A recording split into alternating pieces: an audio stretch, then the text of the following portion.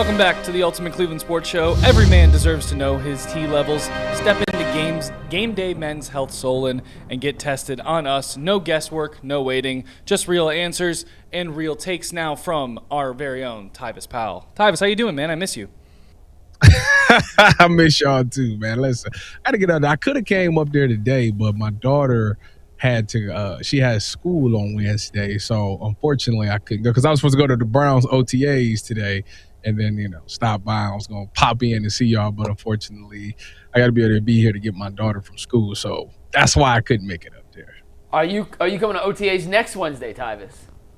Probably not, because that's my oldest daughter graduates from kindergarten and I have to be there for that. So what about in 2 Wednesdays for the last day of open OTAs? In 2 Wednesdays, my son will have just been born on that, which he gets born on the 2nd. So that means that'll be the 3rd, which means I'll still be in the hospital with my wife.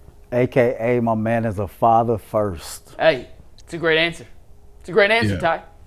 Well, next time you're up in Cleveland, you need to stop by. Like, We can't bust your chops about that, we miss man. you. We miss you. So, I want to see the new seats. I want to sit in one of the new chairs because I didn't have that luxury when I was there. I gotta tell you, man, I wish we could keep comparing shoes, man. I wear these shoes. These guys don't care about. Well, Earl cares more than he does, but man. I'm spending my money on car seats and strollers. Play mats and diapers and all of that stuff. So unfortunately, I'm out of the shoe business for quite some time. Yeah, I feel you. Well, I'm about to be in the college business here soon, like Earl eventually. With my daughter now, 2 years away from college. But anywho, man, that sucked last night, didn't it? Yeah. It was unfortunate. I mean, I'm with y'all. I think that, a lot of people are waking up and just saying James Harden's name about it's all James's fault. And honestly, I think it is more Kenny's fault. I think this was one of those ones that you got to go with the coach. Because the thing about James Harden is this. You can't necessarily be mad at James because if James has been a fan of James, he's never been able to play defense. So you don't become 36, 37 and then all of a sudden start playing great defense. Like, that just doesn't happen. So you put him in the spot that he doesn't flourish in. I think if you're up 22 points and you see that they're starting to seek this man out, you got Wade, you got Max Strus, you got Keon Ellis, you got guys on your roster who are good at being defensive menaces in that situation. You have to take James out. I know you paying him all this money. There's so many rumors about how no matter what happens, he's being extended and all of those things. You want to show fans why he deserves to be here. No. As a coach, you got to look at it and say, all right, they're attacking this guy. They're literally seeking him out, and they're on a run because of him.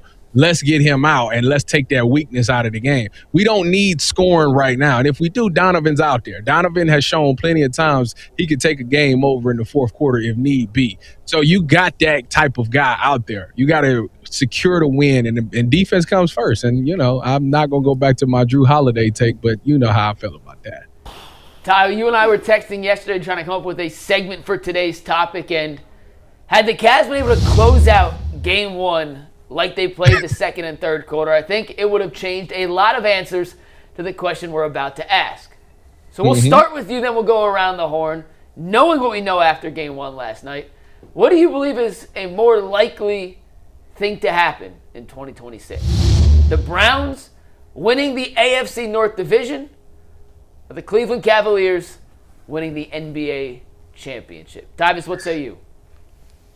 I so badly want to say the Cavs because when you look at it, I feel like we're living in the moment, right? With the Cavs, like they're right there. They're only 4 wins away from even making the NBA finals.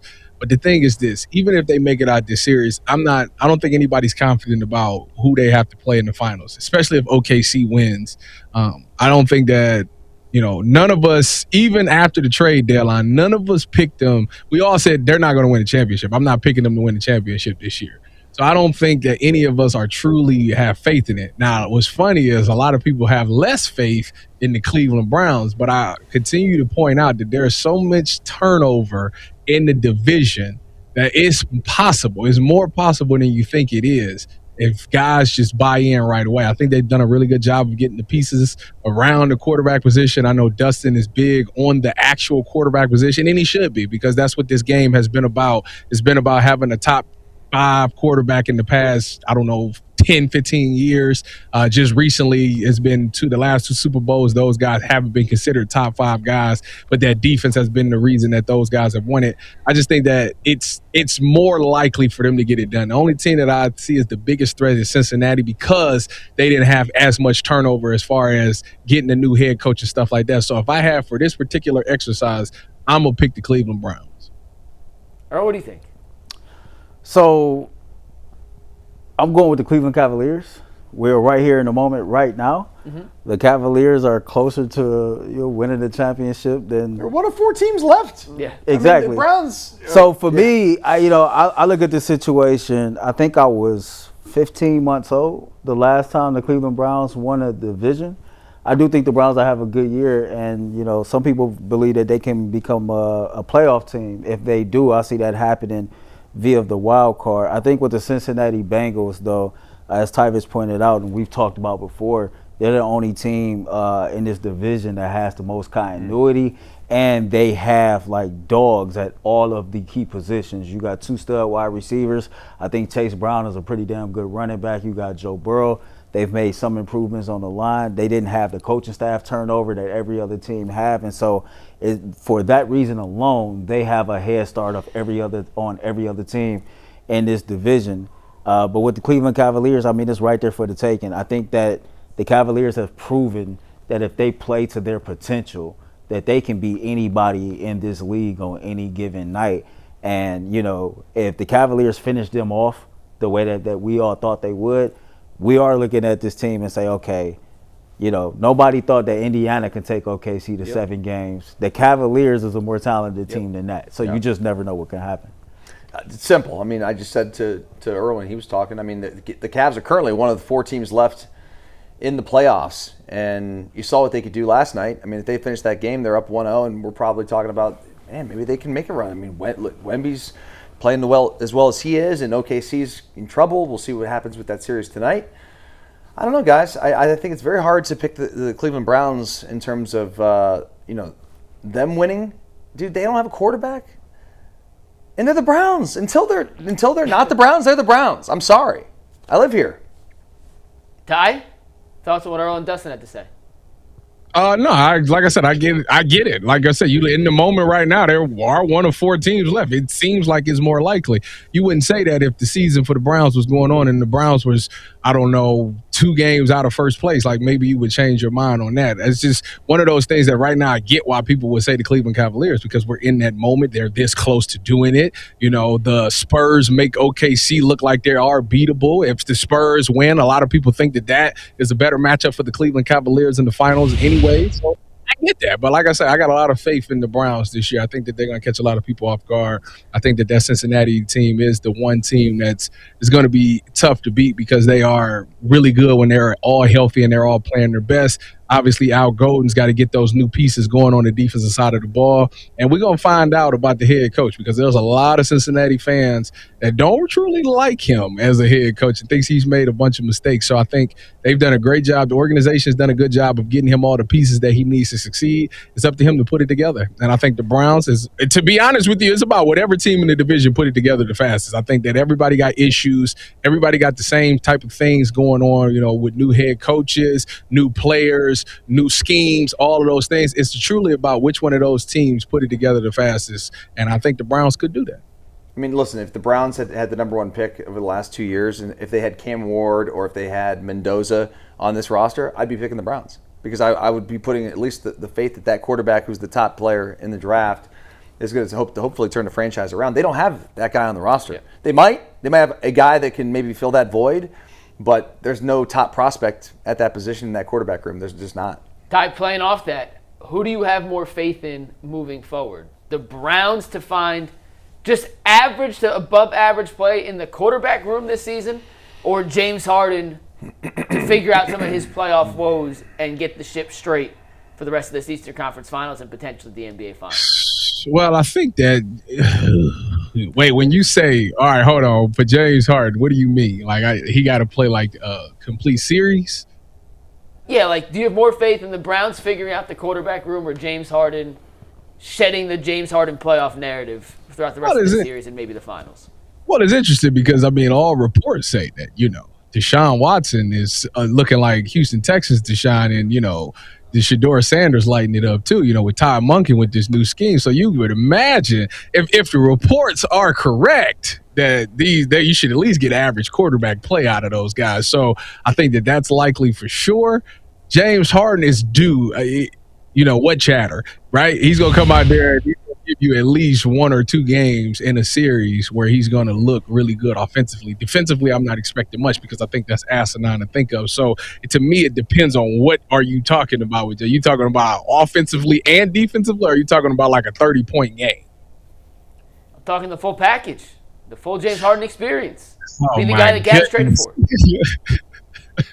He gonna give you like 2 games out of this series for sure. That's going to happen. I have no doubt that James Harden's gonna have a 25-point game and a 30-point game at some point. We talk about the average quarterback play. I think that just doing with some of the stuff that they did around the team as far as the offensive line and some of the wide receivers, that should put you up to average quarterback play. So I think both things can be true. We'll get you out of here on this one, brother. They asked Jarrett Allen about the lights being too bright yet again. And we've talked a lot about, being able to shred labels or lack thereof. I'm curious on how you thought he played in that first matchup against the Knicks. So, it's funny. He is the guy that, when that game first started off, he's the one that I got my eyes on first. And it was so funny because I think they went to him. It was either the first possession or the second possession. He got a layup, and he, smoked it off the glass. And I wrote him off right there. I'm not going to lie to you. I said, yeah, them lights still bright because it was a wide-open layup, and he just, kissed it hard off the backboard and flew over the front of the rim. And he kind of played spook in that moment. It's funny because for him to be a big, McNuggets pointed this out, and I really didn't pay attention to it until he pointed it out last series against Detroit. I don't know why they're teaching him to block out the center. Don't go get the board. Let somebody else get the board. Just don't let your man get the board. And I don't like that. I really don't, because a lot of the times it take away from that feeling of I jumped up, I snagged the ball, get away from me, throw them elbows, get off me. It builds your confidence up. And when you're not touching the rock like that, I think it just kind of takes away. So I feel like the role that they got him playing makes him soft. I don't like that. I think that the best times is when they're giving him the ball and letting him dunk and hit his little jump hook. He's just more engaged. That's Jarrett Allen that you're going to need, because they're going to continue to put Mitchell Robinson out there and think that he's going to punk him. And if you're going to make him do the job of, I'm just going to turn my back to the rebound and push Mitchell Robinson or Cat away so they don't get the ball, I feel like just personality-wise, it messes the emotions of the game up. So I think that they got to let Jarrett Allen be Jarrett Allen, and I think he either going to be a dog or he not. And I think that that's just what it's got to be. I think that James Harden and Donovan Mitchell and even Evan Mobley is going to do a great job giving him them looks. He's got to finish them. I mean, and the best way to do it is you need to do what Evan do. Evan get them looks and he dunks the ball like that, and it hits differently when he dunks the ball. Jarrett Allen has one time. It's going to feel good to get that dish and just flush it, give him the mean mug as you let go of the rim. I'm telling you, it changes the whole trajectory. So that's what Jarrett Allen got to do. But the way Kenny got him doing this whole turn your back to the rebound thing, I'm not really with that. I'm not for that. I want him to go up and get the board himself. All right, well, he had 6 rebounds in Game 1. We'll see what he does in Game 2 Thursday night, 8 p.m. on ESPN. That is Tyvis Powell, the one and only Tyvis Powell, joining us every week here on UCSS. Ty, we appreciate you, man. I appreciate y'all, too. Go Browns, go Cavs, go Bucks, go Guards, go everybody. Go Befford. Shout out to Befford. Let's do it.